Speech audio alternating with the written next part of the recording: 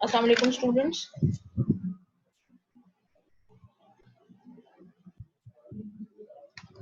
आज का जो टॉपिक है हमारा वो इन्फ्लेमेशन की कंटिन्यूएशन में है। लास्ट टाइम हम जो है सेल्यूलर इवेंट्स जितने भी हैं वो करके बैठे। अब जो हमें करना है वो ये करना है कि इन तमाम इवेंट्स को, आप लोगों का सवाल भी था और ये एक बहुत जेन्युइन क्वेश्चन है कि आखिर सेल्स जो हैं उनको पता कैसे चलता है और वो किस तरह से जो है वो अपने जो रिक्वायर्ड डेस्टिनेशन है वहां तक पहुंच सकते हैं। उसके लिए हमने बात की थी कुछ केमिकल सब्सटेंसेस होते हैं जो रिलीज होते हैं, कुछ सेल्स रिलीज करते हैं, कुछ मीडिएटर्स होते हैं, कुछ सारी चीजें। तो अब हम उस पॉइंट ऑफ व्यू से अब आज जो डिस्कशन करेंगे वो हमारा जो टॉपिक है वो क्या है, मीडिएटर्स ऑफ इन्फ्लेमेशन।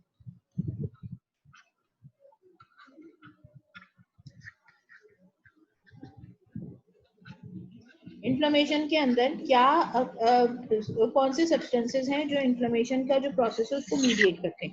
यानी मीडिएट करने का मतलब है उसको हेल्प करना और उसको सपोर्ट करना, उसको फॉरवर्ड डायरेक्शन में कंटिन्यू कराना।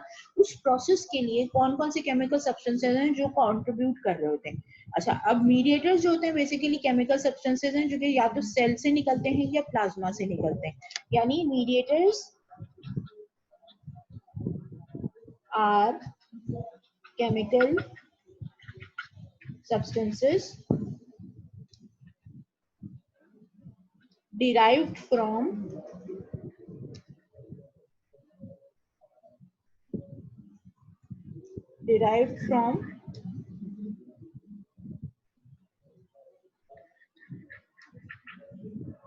the plasma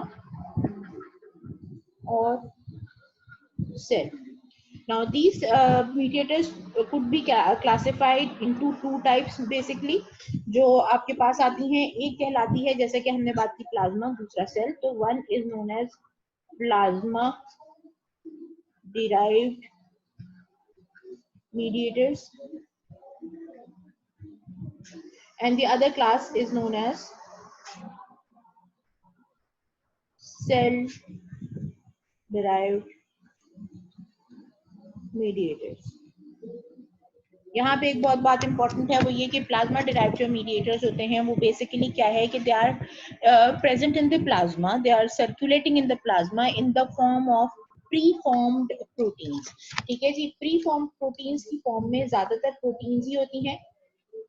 Preformed proteins हैं which are already present in the circulation. Whenever they are required, these are activated, and after being activated they exert their function on the inflammation। ठीक है जी। इसके मुकाबले में जो cell derived mediators होते हैं इनमें से कुछ तो होते हैं जो प्री फॉर्म्ड केमिकल सब्सटेंसेस होते हैं जो कि पहले से बन के वेसिकल्स के अंदर रखे हुए होते हैं। जब भी जरूरत होती है सेल्स एक्टिवेट होते हैं, ये वेसिकल्स जो हैं वो डीग्रेनुलेशन करती हैं और उसके नतीजे में मीडिएटर जो है वो सर्कुलेशन सेल से बाहर रिलीज हो जाता है। लेकिन कुछ जगहों पे कुछ मीडिएटर्स जो हैं वो after the process of inflammation started उसके बाद इनको एक्टिवेशन मिलती है और उसके बाद कुछ ग्रोथ फैक्टर्स होते हैं वो रिलीज होते हैं और वो उन सेल्स को एक्टिवेट करते हैं to first of all produce those mediators and then to release those mediators. So basically जो सेल डिराइव्ड मीडिएटर्स हैं आइदर प्री फॉर्म्ड होते हैं या फिर फ्रेशली प्रिपेयर्ड।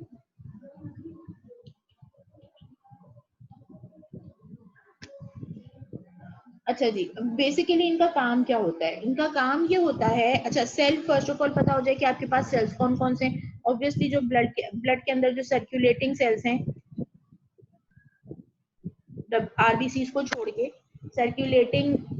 सर्कुलेशन में जो सेल्स हैं उनमें आ जाते हैं आपके पास हर तरह के जो आपके पांचों टाइप के डब्ल्यूबीसी हैं वो आ जाते हैं। उसके अलावा आपके जो एंडोथेलियल सेल हैं वो आ जाते हैं। फिर जो सॉफ्ट टिश्यू के अंदर जो स्मूथ मसल्स होते हैं वो आ जाते हैं।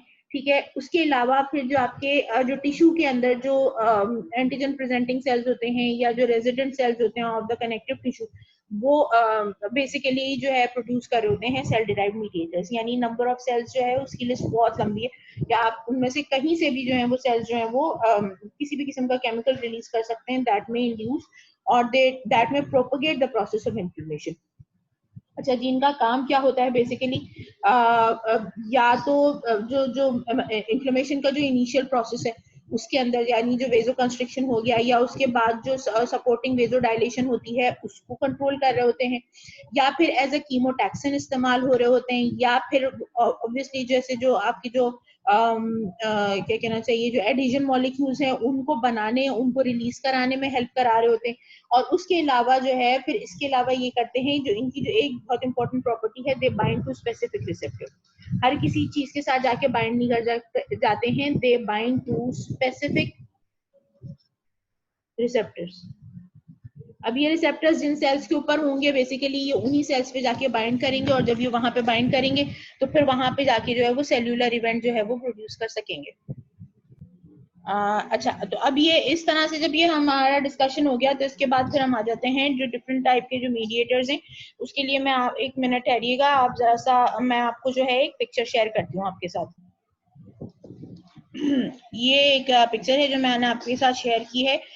इसके अंदर अगर आप देखें तो डिफरेंट मीडिएटर्स हैं, उनके नामों के आगे मतलब उनकी डिटेल्स लिखी हुई हैं। इन्हीं को हम एक एक करके डिस्कस करते जाते हैं। इनमें अगर फर्दर किसी भी चीज की जरूरत होगी तो हम आगे इसको भी फर्दर चीजें भी डिस्कस करेंगे। से फॉर एग्जांपल सबसे पहले हम मीडिएटर्स लेते हैं, मीडिएटर में लेते हैं जो ये क्लासिफाई होती है बेजोएक्टिव अमाइंस की क्लासिफिकेशन में आता है हिस्टामीन। ठीक है जी, और इसका जो है जो सोर्स है जो जहां से ये प्रोड्यूस होता है वो है mast cells, basophils and platelets. यहाँ पे इन तमाम सेल्स के अंदर हिस्टामीन जो है वो पहले से स्टोर हुई पड़ी हुई होती है, बन के स्टोर हुई पड़ी हुई होती है। जब भी इसकी जरूरत होती है इसके डीग्रेनुलेशन हो जाती है। अच्छा, अब वो क्या क्या कॉजेज हो सकते हैं जो कि डीग्रेनुलेशन में पार्टिसिपेट करते हैं हिस्टामीन की डीग्रेनुलेशन में जो पार्टिसिपेट करते हैं। Number 1, physical injury. किसी भी किस्म की कोई फिजिकल इंजरी हो जाती है, ब्लड वेसल कट जाती है या ब्लड वेसल को किसी किस्म का कोई चोट लग जाती है, या कुछ ऐसा होता है जिसके नतीजे में जो एपिथेलियल सेल्स हैं वो अपने बेसमेंट मेम्ब्रेन को छोड़ देते हैं, बीच में गैप आ जाता है, ये किसी भी तरह की, या फिर ये कि ब्लड का फ्लो बहुत ज्यादा बढ़ गया जिसके नतीजे में एपिथेलियम जो है वो डिसलॉज हो गई, या एपिथेलियम के नीचे किसी भी किस्म की जगह बन के उसके नीचे अंदर कॉम्प्लीमेंट जो कॉम्प्लेक्स है वो आके सेटल हो गया, या जो है जो इम्यूनोग्लोबुलिन्स जो होते हैं उनका कॉम्प्लेक्स आके सेटल हो गया, उसके नतीजे में इन्फ्लेमेटरी प्रोसेस शुरू हो गया, व्हाटएवर जो भी अगर फिजिकल इंजरी होती है उसके नतीजे में। अच्छा, अब ये खाली ब्लड वेसल की फिजिकल इंजरी की बात नहीं हो रही, ये बॉडी टिश्यूज में अगर किसी किस्म की कोई इंजरी हो रही है उसके अंदर भी। से फॉर एग्जाम्पल आप चलते चलते किसी जगह पे आपको टक्कर लग गई, कोई नुकीली चीज थी या कोई बहुत ही हार्ड दीवार थी उसके साथ आपको टक्कर लग गई, कुछ ही दिनों में आप देखते हैं 1 या 2 दिन के अंदर अंदर वहां पे नील पड़ जाता है, वहां पे स्वेलिंग हल्की सी होती है, आपको पेन फील हो रहा होता है। सो बेसिकली ये भी फिजिकल इंजरी है जो कि हिस्टामीन की रिलीज में कंट्रीब्यूट कर रही होती है। किसी भी किस्म का कोई इम्यून रिएक्शन हो जाए, उस इम्यून रिएक्शन के नतीजे में आपकी जो से फॉर एग्जांपल इसमें इम्यून रिएक्शन में सबसे कॉमन जो है हाइपर सेंसिटिविटी रिएक्शन है। से फॉर एग्जांपल मौसम तब्दील हुआ और आपकी बॉडी में जो है वो आपको पोलन से या एक जो चेंज होते हुए मौसम से एलर्जी है, आपकी बॉडी में किसी भी किस्म की हाइपर सेंसिटिविटी की एक्टिविटी शुरू हो, उसके नतीजे में आपको नजला जुकाम ये जो भी चीजें हो रही हैं जो एलर्जिक राइनाइटिस कहलाता है, तो इस किस्म की वो चीजें जो हैं, या फॉर एग्जांपल आपको डस्ट से एलर्जी, आपने डस्टिंग शुरू कर दी उसके नतीजे में आपको छींकें आनी शुरू हो गई, उसके बाद पूरी जो ओरल कैविटी है, ओरल म्यूकोसा उसमें स्वेलिंग हो गई, आपको वहां पे जो है वो खारिश और इरिटेशन शुरू हो गई, थोड़ी थोड़ी देर में आपको खांसी हो रही है, तो इस तरह की कोई चीज या हलक में कुछ फंसता हुआ महसूस हो रहा है, all these things are immune reaction, part of immune reaction, और ये तमाम चीजें कंट्रीब्यूट कर रही होती हैं in the degranulation of the histamine. Complement fragment होता है जिनको एनाफाइलोटॉक्सिन्स कहते हैं, वो रिलीज अगर हो जाते हैं, जो कि आगे हम कॉम्प्लीमेंट सिस्टम पढ़ेंगे तो उसमें आप लोग ज्यादा डिटेल में इसको डिस्कस भी करेंगे हम। तो वो जो कॉम्प्लीमेंट सिस्टम में कुछ फ्रैगमेंट्स होते हैं जिनको हम एनाफाइलोटॉक्सिन्स कहते हैं, ये दिमाग में रखिएगा, आगे जाके जब ये चीज डिस्कस करूंगी तो आपको याद रहना चाहिए। एनाफाइलोटॉक्सिन्स जो रिलीज होते हैं वो कॉम्प्लीमेंट फ्रैगमेंट्स होते हैं, and these are basically the major source of degranulation of histamine. फिर इसके अलावा जो है इसके अलावा हिस्टामीन रिलीजिंग प्रोटीन्स होते हैं जो कि न्यूट्रोफिल्स रिलीज करते हैं, वो भी हिस्टामीन को रिलीज करवा देते हैं। इंटरल्यूकिन 1 और इंटरल्यूकिन 8 ये बेसिकली 2 साइटोकाइंस हैं, यानी chemicals release from the cells, ये भी हिस्टामीन की डीग्रेनुलेशन का काम करते हैं। हिस्टामीन की डीग्रेनुलेशन हो जाने के बाद क्या होगा, ठीक है जी, वो एक्शन क्या है जी कि वेजोडाइलेशन होती है, इंक्रीज वैस्कुलर परमेबिलिटी होती है और एंडोथेलियल एक्टिवेशन होती है। ठीक है, वेजोडाइलेशन का मतलब क्या है? वही जो पहला वाला जो प्रोसेस था जिसके अंदर इनिशियली वेजो कंस्ट्रिक्शन होने के बाद जो वेजोडाइलेशन हुई थी, वो हिस्टामिन की कंट्रीब्यूशन होती है उसमें। वैस्कुलर परमेबिलिटी जिसके नतीजे में एडिमा हो रहा था और आपके जो है वो ट्रांसुडेट या ट्रांसुडेशन या एक्सुडेशन हो रही थी, वो जो प्रोसेस है अगेन वहां पे भी हिस्टामिन का कंट्रीब्यूशन आता है। एंडोथेलियल एक्टिवेशन जिसके नतीजे में एडहेजन मॉलिक्यूल्स बनते हैं, रिलीज होते हैं, सरफेस पे आते हैं और नेट रिजल्ट क्या निकलता है कि जो कीमोटैक्सिस के प्रोसेस से पहले जो ट्रांसमाइग्रेशन का जो प्रोसेस कंट्रीब्यूट कर रही होती है एंडोथेलियम, उसमें भी हिस्टामिन का रोल है। हमने बात की भी थी कि जो आपकी जो एडहेजन मॉलिक्यूल्स है वो हिस्टामिन की रिलीज के बाद ही वो जो प्रोसेस है वो शुरू होता है। ठीक है जी, तो ये बेसिकली हिस्टामिन की कंट्रीब्यूशन है in the inflammation and as a mediator. उसके बाद फिर आपके पास जो दूसरा जो आपके पास वो है मीडिएटर है, वो है प्रोस्टाग्लैंडिन। प्रोस्टाग्लैंडिन बेसिकली जो है वो इट्स एन अराकिडोनिक एसिड मेटाबोलाइट। ठीक है जी, ये आप लोगों ने बहुत दफा पढ़ा हुआ है। इसको मैं आपके साथ एक और स्क्रीन शेयर करती हूँ और फिर मैं आपको ये डिस्कस करती हूँ। अच्छा जी, अब ये एक पिक्चर देखिए आप, आपके पास एक ये पिक्चर है जो कि आपको सबसे पहला स्टेप वाइज चलते हैं। सबसे पहली जो चीज ये आपको यहाँ पे दिखा रही है, इसको मैं थोड़ा और बड़ा कर देती हूँ ताकि हम इसको स्टेप बाय स्टेप लेके चलें। सबसे पहले आप देख सकते हैं यहाँ पे सेल मेम्ब्रेन नजर आ रही है। अच्छा, आपको मालूम है कि जो सेल मेम्ब्रेन है वो बेसिकली फॉस्फोलिपिड से, जो मेजरली फॉस्फोलिपिड से मिलके बनी होती है। ठीक है, और ये जो फॉस्फोलिपिड्स होते हैं in addition to being a part of cell membrane और भी बहुत सारे जो फंक्शंस होते हैं उनमें कंट्रीब्यूट कर रहे होते हैं। अच्छा, यहाँ पे जो सेल्स होते हैं स्पेसिफिकली वो सेल्स जहाँ पे एराकिडोनिक एसिड मेटाबोलाइट्स का फॉर्मेशन हो रहा होता है, there the membrane phospholipids are very rich in having one component which is known as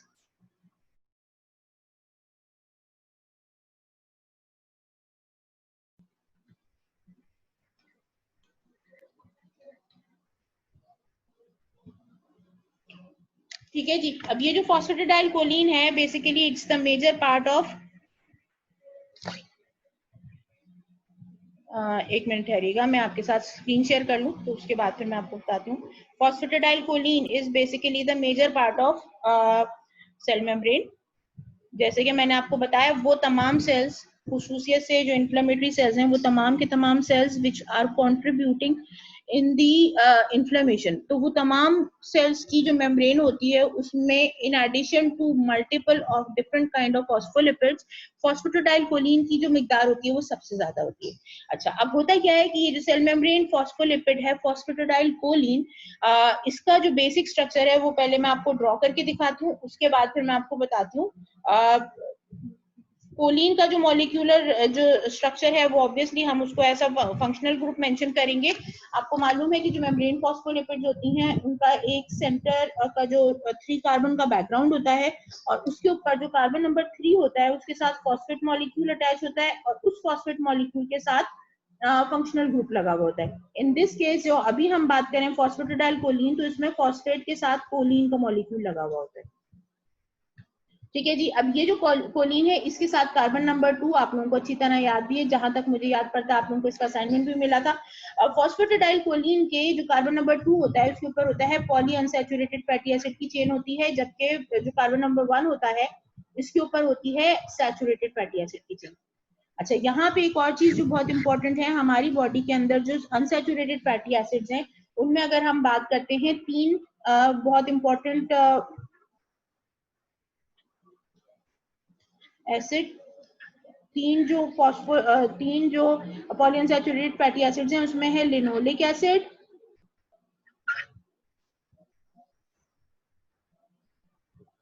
linolenic acid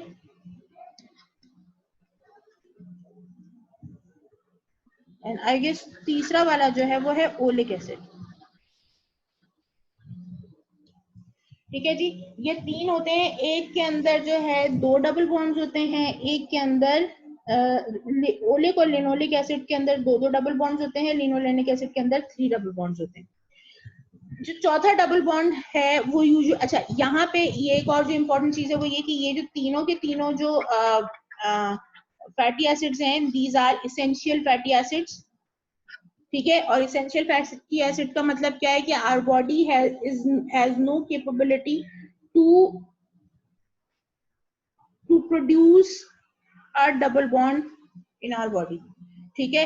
अगर तो आपका सैचुरेटेड फैटी एसिड है तो इसको जो है एक डबल बॉन्ड लगा के या दो डबल बॉन्ड लगा के बॉडी के अंदर कैपेबिलिटी नहीं है, ऐसे एंजाइम्स मौजूद नहीं है जो सैचुरेटेड फैटी एसिड को अनसैचुरेटेड फैटी एसिड में कन्वर्ट कर दे। तो इसका मतलब क्या हुआ कि आपको अपनी फैट डाइट के अंदर इसेंशियल फैटी एसिड्स जरूर लेने हैं, और वो इसेंशियल फैटी एसिड्स ये तीन है, ठीक है जी। अच्छा, अब ये जो तीनों फैटी एसिड्स हैं इनके अंदर दो दो डबल बॉन्ड्स लगे हुए हैं। अगर तो दो डबल बॉन्ड लगे हुए हैं या तीन डबल बॉन्ड लगे हुए हैं तो चौथा डबल बॉन्ड लगाना बॉडी को आता है, और वो जो चौथा डबल बॉन्ड के साथ जो आपके पास जो चौथा फैटी एसिड है जो कि पॉलीअनसैचुरेटेड फैटी एसिड है उसका नाम है अराकिडोनिक एसिड।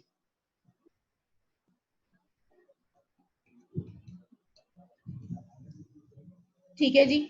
अच्छा, अब होता क्या है कि अब ये जो स्ट्रक्चर है इसको अगर हम देखें,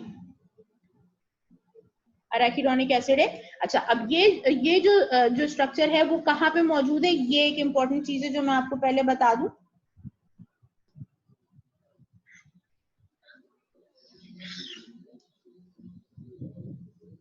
हाँ जी, अब यहाँ पे अगर आप देख रहे हैं तो मैंने आपको बताया कार्बन नंबर 1 पे सैचुरेटेड फैटी एसिड है, कार्बन नंबर 2 पे पॉलीअनसैचुरेटेड फैटी एसिड है, और कार्बन नंबर 3 के ऊपर फॉस्फेट मॉलिक्यूल है और साथ में कोलिन मॉलिक्यूल लगा हुआ है जो कि एज अ फंक्शनल ग्रुप लगा हुआ है। अच्छा, अब यहाँ पे जो इम्पोर्टेंट चीज है वो ये है कि जो एंजाइम इस बॉन्ड को ब्रेक करता है और एराकिडोनिक एसिड सेपरेट करता है फॉस्फेटिडाइल कोलिन से, उस वो कहाँ पे काम करता है, इस जगह पे बॉन्ड ब्रेक करता है, ठीक है जी। कार्बन नंबर 2 पे जो पॉलीअनसैचुरेटेड फैटी एसिड लगा हुआ है उसको ब्रेक करता है। ये जो फैटी पॉलीअनसैचुरेटेड फैटी एसिड है ये 20 कार्बन के साथ एंड 4 डबल बॉन्ड्स के साथ सेपरेट आउट होता है, which is known as arachidonic acid, ठीक है जी। तो जो प्रोसेस स्टार्ट हो रहा है वो यहाँ से स्टार्ट हो रहा है। अब let me go back to that figure जो हम बात कर रहे थे बुक के अंदर। सो ये देखिए आप, अब मेम्ब्रेन फॉस्फोलिपिड के ऊपर फॉस्फोलाइपेजेस ने काम किया है, ठीक है जी। और फॉस्फोलाइपेज के काम करने के नतीजे में आपको अराकिडोनिक एसिड सेपरेट होके मिल जाएगा। अब यहाँ पे आप देख सकते हैं ये चार अदर डबल बॉन्ड्स हैं, 1 2 3 4 5 6 7 8 9 10 11 12 13 14 15 16 17 18 19 20 कार्बन के साथ, ठीक है जी। तो exact 20 carbon and 4 double bonds के साथ आपको जो ये मॉलिक्यूल सेपरेट होके मिल रहा है इसका नाम है एराकिडोनिक एसिड। अब ये जो एराकिडोनिक एसिड है ये जब सेपरेट आउट हो जाता है तो इन केस ऑफ इन्फ्लेमेशन जो भी सेल्स हैं जो एराकिडोनिक एसिड को सेपरेट आउट करते हैं, they undergo two types of reactions. पहला जो है वो साइक्लोऑक्सीजनेज पाथवे है, कॉक्स पाथवे कहलाता है, और दूसरा लाइपोऑक्सीजनेज पाथवे है, लॉक्स पाथवे कहलाता है। कॉक्स जो है बेसिकली वो प्रोड्यूस करता है प्रोस्टाग्लैंडिन G2 जो कि पहला प्रीकर्सर मॉलिक्यूल है, और उसके बाद फिर इसमें से, ओहो आई एम सॉरी, ये पेज थोड़ा सा तेजी में आगे चला गया, एक मिनट ठहर जाए।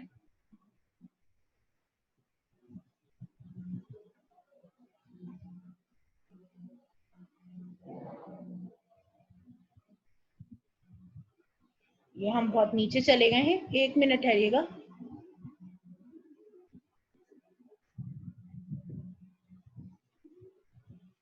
ये रहा, ठीक है जी। तो अब यहाँ पे जो हम बात कर रहे थे कि जो प्रीकर्सर मॉलिक्यूल है उसके बाद यहाँ पे प्रोस्टाग्लैंडिन्स की डिफरेंट जो फॉर्म्स हैं वो बननी शुरू होती हैं। पहला है प्रोस्टाग्लैंडिन G2, इससे प्रोस्टाग्लैंडिन H2 बनता है। अब ये जो H2 मॉलिक्यूल है इसमें ट्रांसफॉर्मेशन होती है तो आपको डिफरेंट प्रोस्टाग्लैंडिन्स मिलते हैं जो कि कंट्रीब्यूट कर रहे हैं इन्फ्लेमेशन में और अच्छा खासा कंट्रीब्यूट करें। पहला वाला है प्रोस्टासाइक्लिन जिसको PGI2 भी कहते हैं, causes vasodilation and inhibit platelet aggregation। ये बहुत इंपॉर्टेंट रोल प्ले करता है, किस टाइम पे रोल प्ले करता है, at the time of inflammation. Prostacyclin usually तमाम सेल से थोड़ा बहुत हर वक्त रिलीज होता रहता है, और यही एक रीजन है जिसकी वजह से जो नॉर्मल कंडीशन है, जब इन्फ्लेमेशन नहीं हो रही है तो WBC जो हैं वो एंडोथेलियम के साथ चिपकते नहीं या और प्लेटलेट्स भी उसके करीब नहीं आते।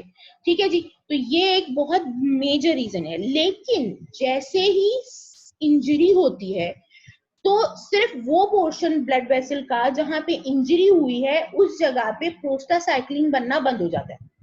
ठीक है, लेकिन उसके सराउंडिंग नॉर्मल जो टिश्यू होता है उधर प्रोस्टासाइक्लिन की जो प्रोडक्शन है वो बढ़ जाती है।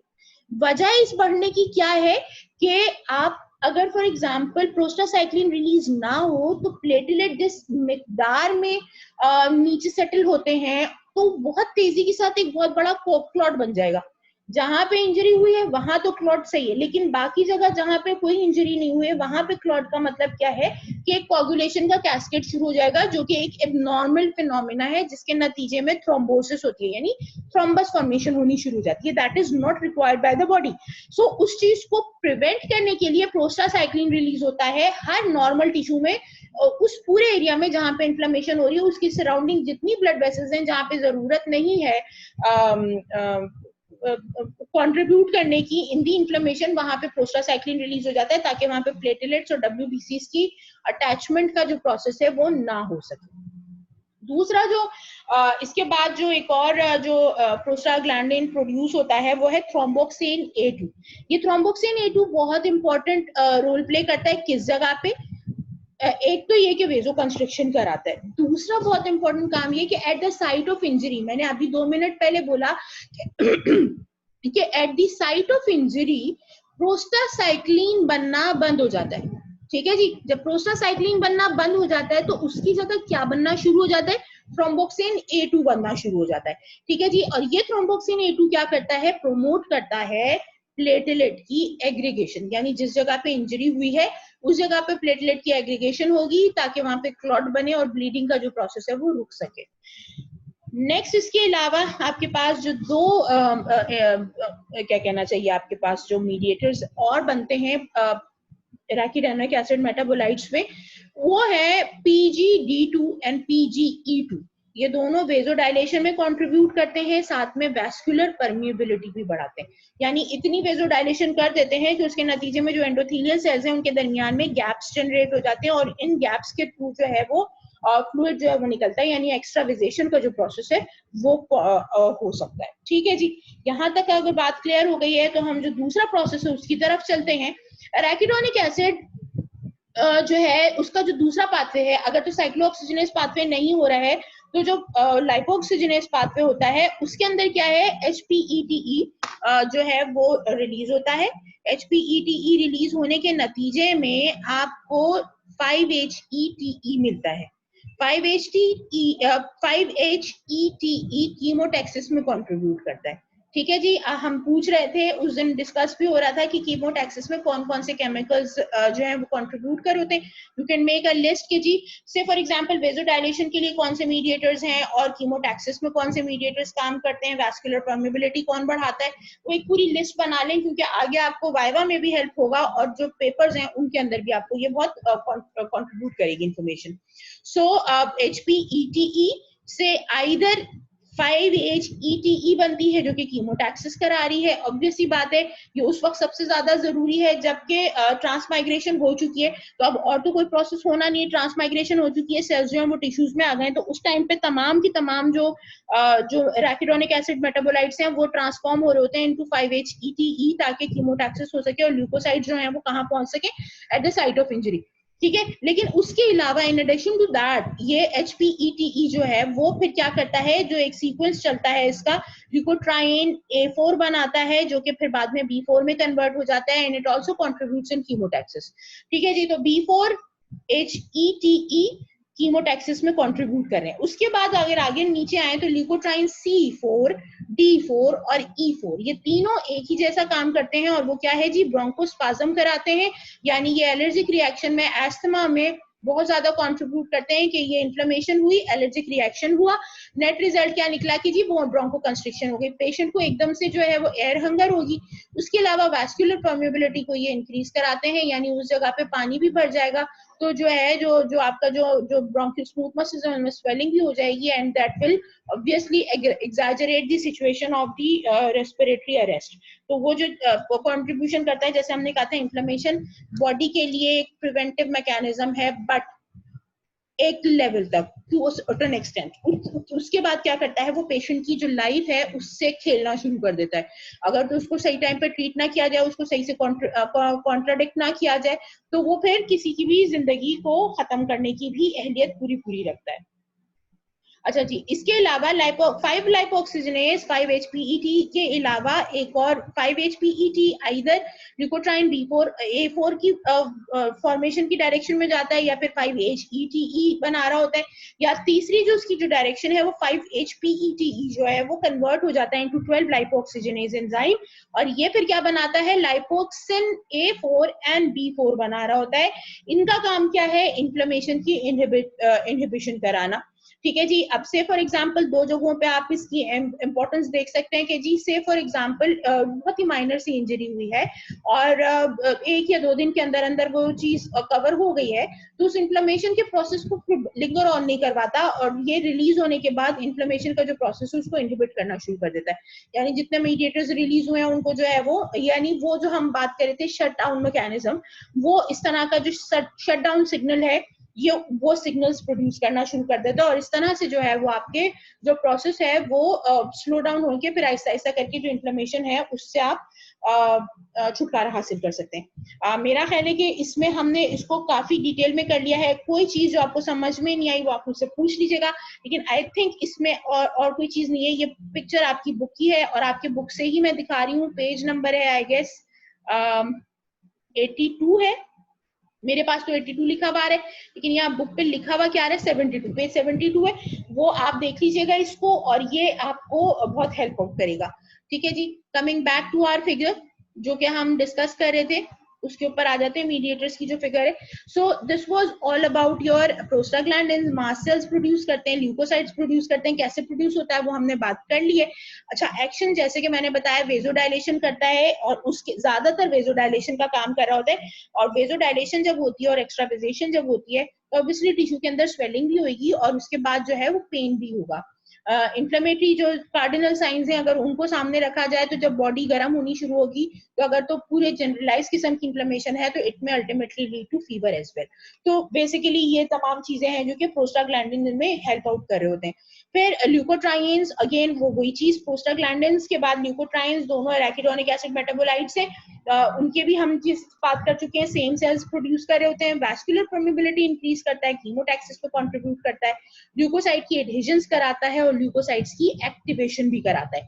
एक्टिवेशन का प्रोसेस वही है जो हमने बात की थी कि जब सेल जो है कीमोटैक्सिस करके साइट ऑफ इंजरी पे पहुंच जाता है तो उसके बाद फिर एक्टिवेशन होती है सेल की फॉर द प्रोसेस ऑफ क्या कहना चाहिए, attachment of attachment with the organism for the process of phagocytosis. ठीक है जी। तो ऑप्सोनाइज्ड ऑर्गेनिज्म को एंटर करने के लिए आपके पास उनके जो स्पेसिफिक टारगेट्स भी होने चाहिए और उनके साथ उनके जो लाइगेंड्स भी होने चाहिए। तो उन लाइगेंड्स की सरफेस पे अपीयरेंस के लिए ल्यूकोसाइट्स का एक्टिवेट होना जरूरी है and leukotrienes contribute in that kind of activity as well. ठीक है जी। अच्छा, इसके बाद फिर आपके पास आता है साइटोकाइंस। इसमें टीएनएफ अल्फा हमने बात की थी, इंटरल्यूकिन 1 और इंटरल्यूकिन 6 की बात की थी। ये तमाम वो साइटोकाइंस हैं जो कि बहुत ज्यादा कंट्रीब्यूट कर रहे होते हैं, जो कि आपको जैसे पहले भी बात की थी हमने कि इंटरल्यूकिन 1 और टीएनएफ अल्फा जो है वो बेसिकली जो सबसे पहला काम करते हैं वो surface expression of adhesion molecules है। ठीक है जी। उसके अलावा फिर फीवर भी कॉज करते हैं, हाइपोटेंशन और मेटाबॉलिक एब्नॉर्मैलिटीज भी कॉज कर सकते हैं। अच्छा, बहुत सारे सेल्स, तकरीबन जितने भी सेल्स हैं वो सारे के सारे प्रोड्यूस कर रहे होते हैं इनको। अच्छा जी। तो साइटोकाइंस के हवाले से जब हम बात कर रहे थे तो इनकी जैसे कि मैंने आपको बताया कि साइटोकाइंस तकरीबन तमाम सेल्स प्रोड्यूस करते हैं, लेकिन खुसूसियत से एंडोथेलियल सेल्स, मास्ट सेल्स और मैक्रोफेजेस प्रोड्यूस करते हैं। इन साइटोकाइंस के रिलीज होने के लिए जो ट्रिगरिंग फैक्टर्स हैं वो क्या क्या हैं, जैसे हिस्टामिन के हवाले से बात की थी, इसी तरह से यहाँ पे भी कौन कौन सी चीजें हैं जो इन्फ्लुएंस करती हैं इनको रिलीज करने के लिए।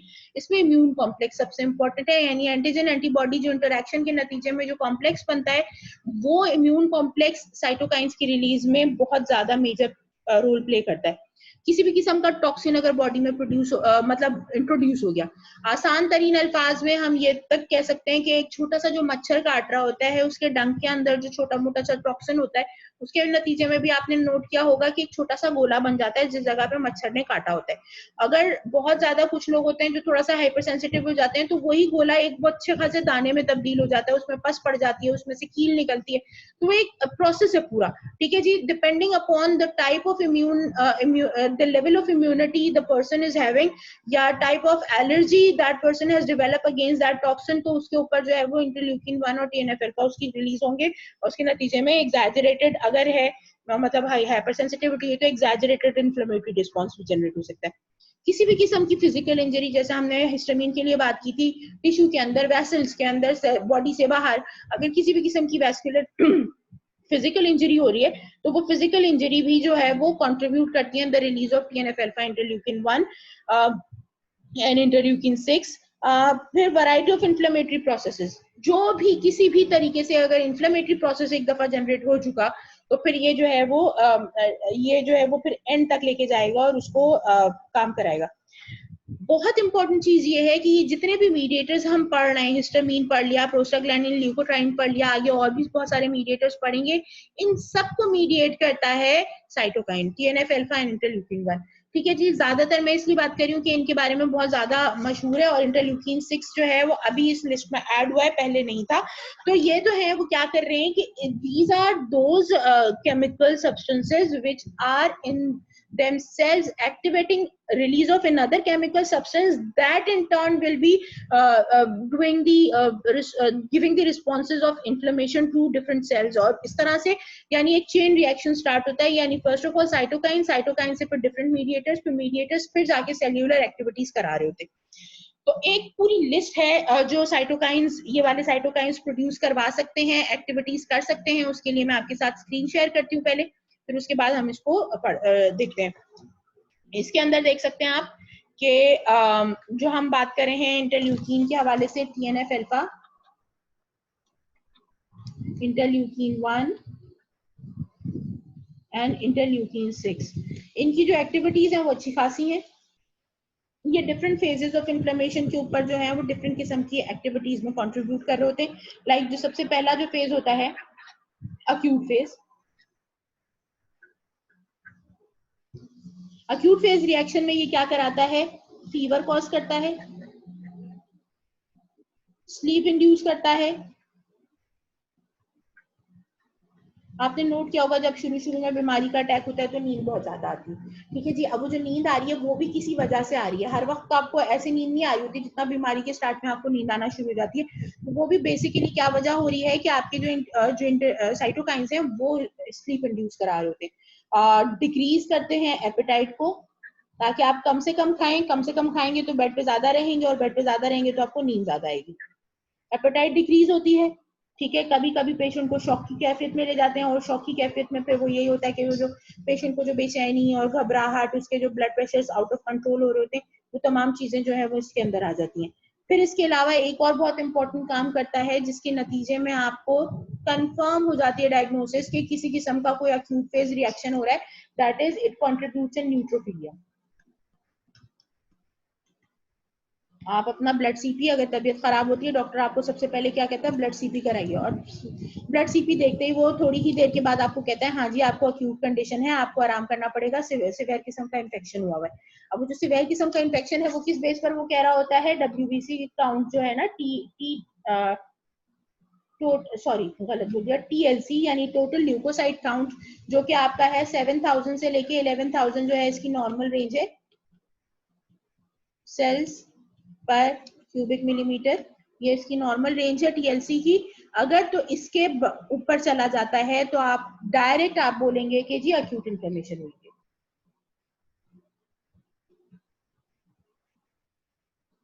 ठीक है जी। तो ये जो है ये तमाम चीजें कौन करा रहे हैं, ट्यूमर नेक्रोसिंग फैक्टर TNF और इंटरल्यूकिन 1। ठीक है जी। इसके बाद ये तो अक्यूट फेज रिएक्शन है जो इस तरह से ये कंट्रीब्यूट कर रहा होता है इसमें। दूसरा काम क्या करता है, एंडोथेलियल इफेक्ट्स भी प्रोड्यूस करता है। Sorry, endothelial effects,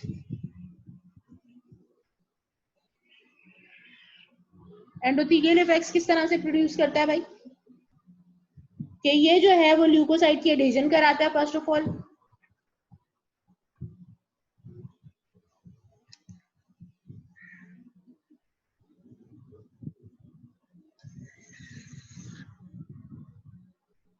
leucocyte addition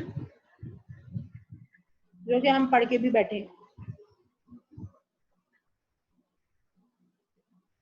leucocyte addition कराता है, प्रोस्टाग्लैंडिन्स की सीक्रेशन बढ़ाता है, सिंथेसिस बढ़ाता है। ठीक है जी। इसके अलावा ये क्या करता है, इंक्रीज करता है प्लेटलेट एक्टिवेटिंग फैक्टर, अभी क्या है वो हम डिस्कस करेंगे इसके बाद। ठीक है जी। इंटरल्यूकिन 1 यानी अपनी भी जो फॉर्मेशन है उसको भी इंक्रीज करता है। ठीक है जी। कोगुलेशन कैस्केड को एक्टिवेट करता है। ये कोगुलेशन कैस्केड क्या कर रहा है वो अभी हम बात करेंगे। कोगुलेशन कैस्केड को एक्टिवेट करता है। ठीक है जी। और उसके अलावा एंटीकोगुलेंट एक्टिविटी जो हमारी बॉडी में हो रही होती है उसको थोड़ी देर के लिए डिक्रीज करता है, क्योंकि अगर एंटीकोगुलेंट एक्टिविटी होगी तो कोगुलेशन कैस्केड काम नहीं करेगा, तो इस वजह से एंटीकोगुलेशन एक्टिविटी को डिक्रीज करता है।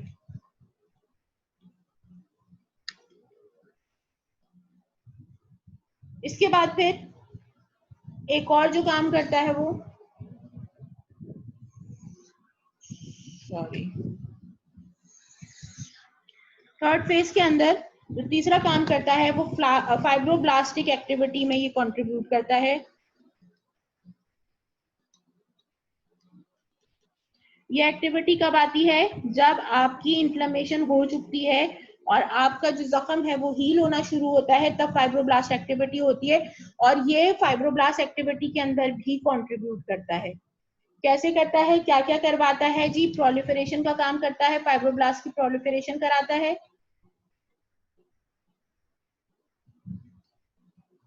ठीक है जी। उसके अलावा फिर कोलेजन की सिंथेसिस बढ़ा देता है। कोलेजन क्या करेगा, आपका जो टिश्यू हील हो रहा है उसके अंदर आपको कोलेजन फाइबर्स की जरूरत होगी क्या, ताकि आपका जो जख्म है वो मजबूत हो सके, ये वहां पे काम करेगा। ठीक है जी। इसके अलावा ये प्रोस्टाग्लैंडिन E2 की सीक्रेशन को बढ़ाता है।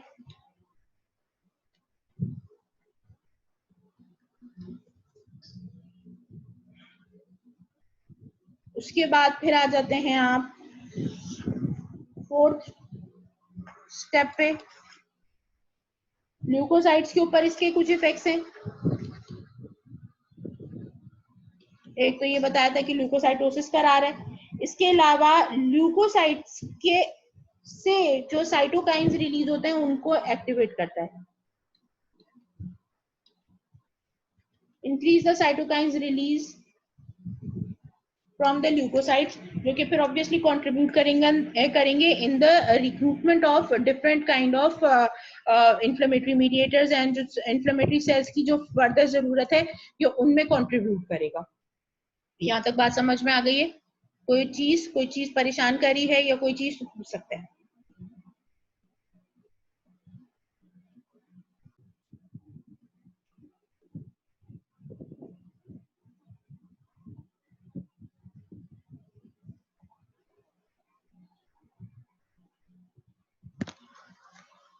अच्छा जी।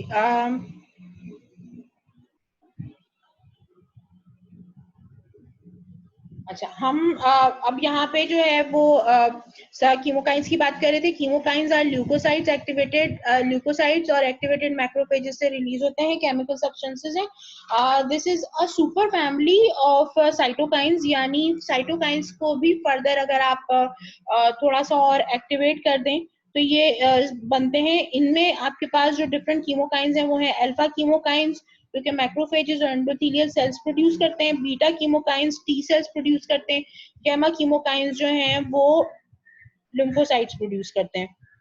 ठीक है जी। CX3C कीमोकाइंस हैं एडहेशन मॉलिक्यूल के तौर पे काम करता है। यानी ये कुछ चीजें हैं, ये हम थोड़ा सा इसको लिख लेते हैं ताकि जो है वो कोई कंफ्यूजन ना रहे। जो कीमोकाइंस हैं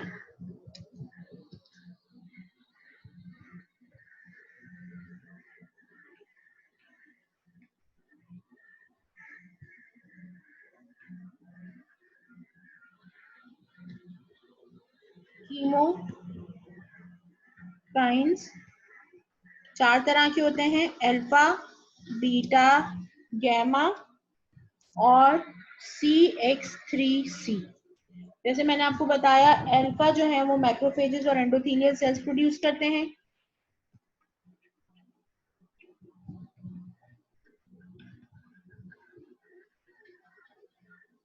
बीटा जो है वो टी सेल्स प्रोड्यूस करते हैं,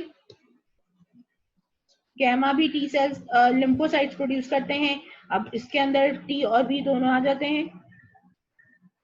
ठीक है जी। CX3C जो है these are type of adhesion molecules.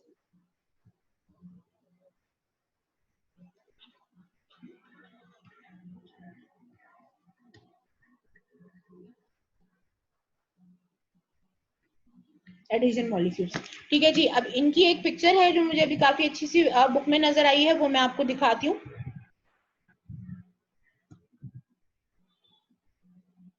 अच्छा, ये आप देख सकते हैं कि ये एक पिक्चर है जो ये देखिए आप, ये पिक्चर आपको फर्स्ट ऑफ ऑल ये दिखा रही है कि जो आपके जो साइटोकाइंस हैं वो लोकल इन्फ्लेमेशन के टाइम पे क्या रोल प्ले कर रहे हैं। ये चीज हम डिस्कस कर चुके हैं, सिर्फ एक पिक्टोरियल होगा तो आपको थोड़ा ज्यादा बेहतर तरीके से समझ में आ जाएगा। ये आपकी बुक में ही मौजूद है ये तस्वीर। तो देखिए ब्लड वेसल्स के अंदर एंडोथेलियल सेल्स के ऊपर इसका रोल क्या है जी, कि एडिशन मॉलिक्यूल्स की सरफेसिंग करवाता है, उनको सरफेस पे एक्सप्रेस करवाता है ताकि ल्यूकोसाइट्स बाइंड कर सके, और परमिएबिलिटी इंक्रीज कराता है। ठीक है जी। इसके बाद फिर ल्यूकोसाइट्स TNF अल्फा और इंटरल्यूकिन 1 ल्यूकोसाइट्स को एक्टिवेट करते हैं, मैक्रोफेजेस को एक्टिवेट करते हैं, और वहां से जो है वो एंजाइम्स रिलीज करते हैं for killing and degradation purpose. इसी तरह से इंटरल्यूकिन 1 और 6 जो है वो टी सेल्स को एक्टिवेट करता है। टी सेल्स इंटरल्यूकिन 17 और अदर सेल साइड को एक्टिवेट करता है इंटरल्यूकिन 17, जिसके नतीजे में फिर अगेन डिग्रेनुलेशन होती है और इन्फ्लेमेशन के अंदर कॉन्ट्रीब्यूशन होता है।